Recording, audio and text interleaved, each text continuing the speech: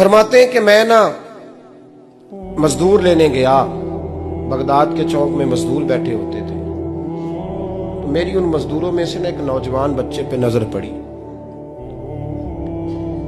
बड़ा कमजोर सा वजूद था, लेकिन चेहरे पर इबादत का निशान था। माथा बताता था कि नमाज का बड़ा ख्याल रखता है। मैं उसके करीब गया। चेहरे भी बड़ा कुछ बताते हैं ना, चेहरों में भी बड़ी रानाई होती है। फरमाते मैं करीब गया, मैंने उसको कहा बेटे मजदूरी करोगे? तो कहने लगा मजदूरों में बैठा हूं तो हुजूर मजदूरी के लिए ही तो बैठा हूं। तो मैंने कहा कि चलो फिर। कहने लगा नहीं, मेरी कुछ शर्तें। मैंने कहा बताओ? कहने लगा पहली शर्त यह है कि लोग 4 दिनार दिहाड़ी लेते हैं, मैं 3 दिनार लूंगा। मैंने कहा यार बे तो बड़ी बेहतरीन है, बाकी भी इस तरह की रख ले। उसने कहा हुजूर दूसरी शर्त यह है कि मैं आपकी मुकम्मल बात मानूंगा, लेकिन जब अजान हो जाएगी फिर आपकी नहीं सुनूंगा। तीसरी बात उसने ये की कि हुजूर मैं आपके घर में काम करूंगा पर आपके किसी सवाल का जवाब नहीं दूंगा। कहते मैंने कहा यार तू बड़ा अजीब है, शर्तें तो मालिकों की होती हैं। कहने लगा जी बहरहाल मैं शर्तें लगा के जाता हूं। फरमाते मैं उसे घर ले आया, काम मैंने उसको बताया, तो जो काम मजदूर सारे दिन में करता है ना उसने 2 घंटे में ही कर दिया। हमारे मजदूर सिगरेट पीने में भी तो आधा घंटा लगाते हैं, वो चाय पीने जाएं तो पौना घंटा। वहां उनको भी तो दयानतदारी करनी चाहिए कि नहीं करनी चाहिए? ने मुआहदा किया है ना जी, तो पूरा उतरना चाहिए ना। कहते 2 घंटे में। अब काम जब बंदा शुरू कराता है तो काम और निकल आता है। कहते काम मैंने उसको और बता दिया, वो करने लगा। उसने मिट्टी निकाल के रखी थी बाहर रास्ते में, तो अजान हो गई जोर की। उसने वहीं कुदाल छोड़ी कही और चलने लगा। तो मेरा बेटा कहने लगा इसको जरा बराबर कर दो। कहने लगे चुप कर जा, तेरे बाप से बात हुई थी, जब अजान होती है तो मैं किसी और की नहीं सुनता, सिर्फ अल्लाह रसूल की सुनता हूं। कहते हो मस्जिद चला गया, नमाज पढ़ के आया तो दोपहर का वक्त था। मेरी बीबी कहने लगी इसको को खाना खा ले। कहते हमने कहा खाना खा लो, तो कहने लगा मैंने रोजा रखा, रमजान भी नहीं था, नफली रोजा रखा हुआ। फरमाते हैं शाम हुई, मैंने 3 दिनार दिए, तो मैंने कहा तेरा नाम क्या है? कहने लगा मैंने आपसे कहा था मैं किसी सवाल का जवाब नहीं दूंगा। कहते वो चला गया। अगले दिन मैं फिर लेने गया उसे, काम कुछ और निकल आए, तो लोगों ने बताया वो सिर्फ हफ्ते वाले दिन आता है। मैंने कहा क्यों? कहने लगे जी वो कहता है मेरा हफ्ते का खर्चा 3 दिनार है, जब 3 दिनार कमा लेता हूं तो बाकी सारा टाइम अल्लाह रसूल की जिक्र में गुजार दिया करता हूं। फरमाते हैं जी अगले हफ्ते मैं फिर लेने गया। मैंने पूरा हफ्ता इंतजार किया कि काम उसी से कराना है। मैं जब गया तो मैंने कहा चलो। कहने लगा मेरी शर्तें याद है ना? और मैंने कहा याद है भाई, साथ चल। फरमाते हैं काम कराया, 2-3 हफ्ते वो आता रहा। एक हफ्ते में गया तो लोगों ने कहा हुजूर आज नहीं आया। क्यों? कहने लगे बीमार हो गए। कहाँ घर है? कहने लगे बगदाद के कब्रिस्तान के पीछे जो कच्ची आबादी है उसमें रहता है।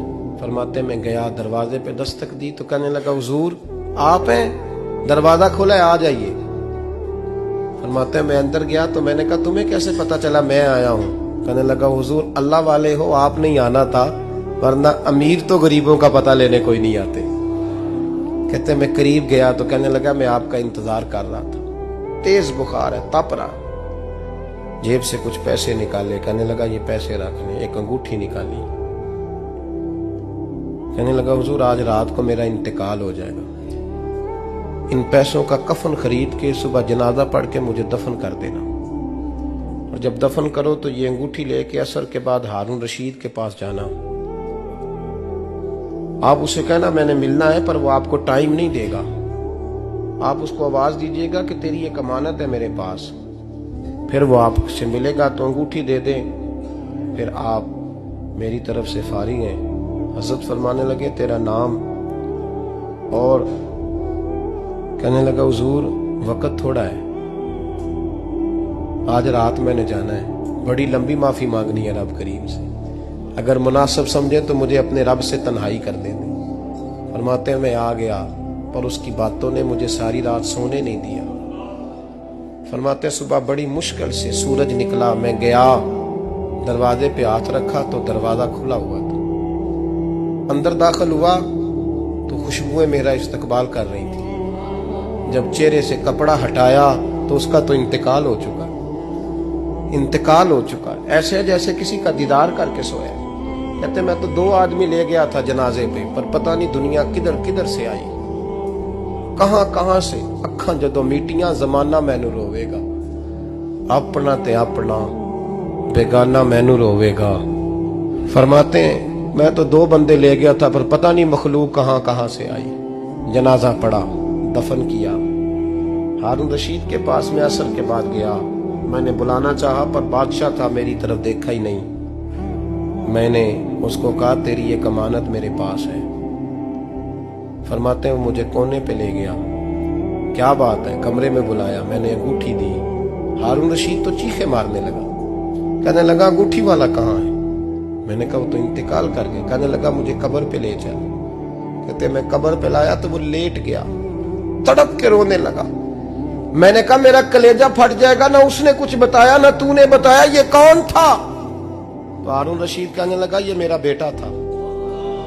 मैंने कहा तेरा बेटा और मजदूर?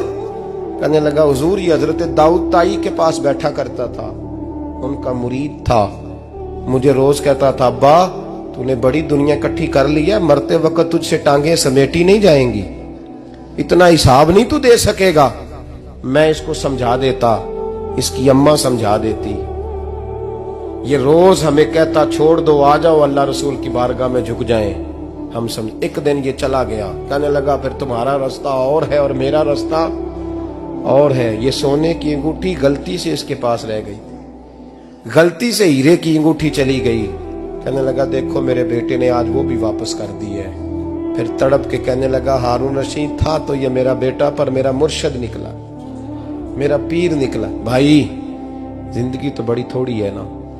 बाबा साहब ने कहा था उठ फरीदा सुत्या, और दाढ़ी आ गया ही पूर, अग्गा नेड़े आ गया, पिछा रह गया ही दूर। उठ फरीदा सुत्या खलकत वेखन जा, मते कोई मिल जाई बख्शिया ते तू ही बख्शिया जा।